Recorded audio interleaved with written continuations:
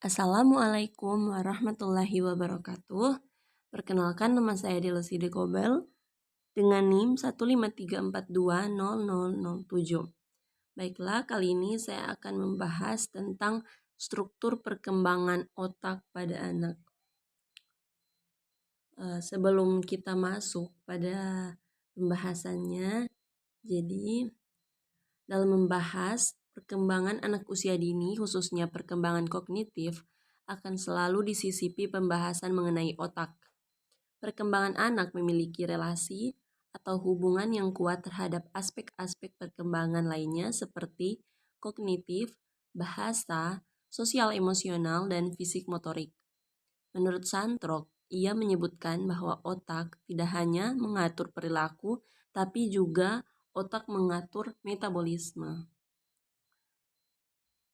Adapun perkembangan otak pada anak,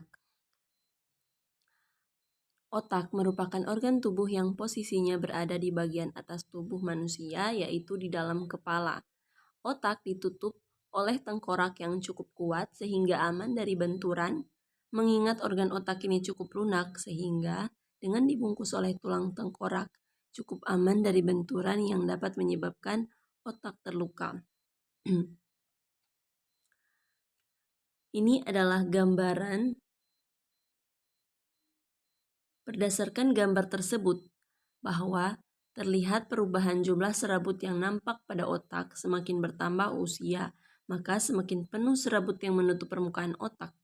Diperkirakan jumlah neuron atau sel saraf anak yang baru lahir ada sekitar 100 miliar sel saraf. Otak manusia sendiri memiliki jumlah sel saraf sebanyak 100 sampai 200 miliar. Wow, ini artinya bahwa sel saraf otak manusia 50% sudah tumbuh ketika anak baru lahir. Sel ini tentu akan terus tumbuh beriringan dengan bertambahnya usia. Berikut gambar sel saraf atau neuron pada anak. Adapun bagian-bagian otak terbagi menjadi dua belahan otak, yaitu belahan otak kiri dan otak kanan. Jika anak lebih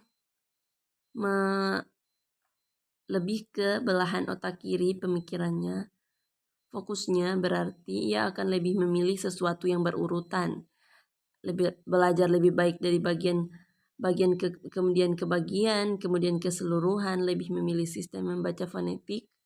Yang kedua, menyukai kata-kata, simbol, dan huruf. Lebih memilih membaca subjeknya terlebih dahulu. Kemudian mau berbagi informasi faktual yang berhubungan. Lebih memilih instruksi yang berurutan secara detail. Mengalami fokus internal lebih besar. Menginginkan prediktabilitas, struktur, dan putar layar putar berbagai cara. Belahan otak kanan, dia merasa lebih nyaman dengan sesuatu yang acak. Paling baik belajar dari keseluruhan kemudian bagian-bagian lainnya. Lebih memilih sistem membaca seluruh bahasa. Kemudian menyukai gambar, grafik, dan diagram. Lebih memilih melihat atau mengalami subjeknya terlebih dahulu. Mau berbagi informasi, lebih memilih yang spontan. Kemudian mengalami fokus eksternal yang lebih besar. Selanjutnya, menginginkan pendekatan yang tidak terbatas, baru, dan mengejutkan. Kedua belahan otak tersebut jangan dibuat menjadi kaku. Maksudnya adalah kedua belahan otak tersebut jangan diinterpretasikan seolah-olah bekerja secara mandiri.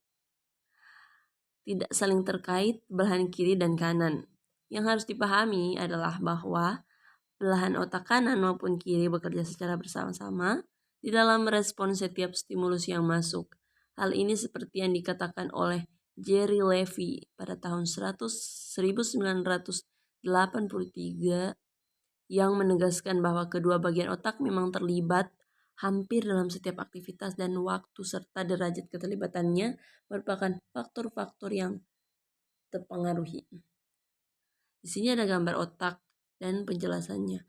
Otak dan perkembangan kognitif out. Pada pembahasan tentang bagian-bagian otak dijelaskan bahwa 80% wilayah otak dikuasai oleh otak besar, yaitu cerebrum.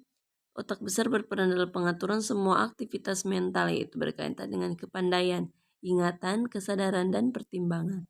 Aktivitas mental merupakan ciri dari proses kognitif. Jika demikian, jelas bahwa otak manusia sebagian besar wilayahnya digunakan untuk mengatur proses kognitif di mana di dalamnya melibatkan aktivitas mental.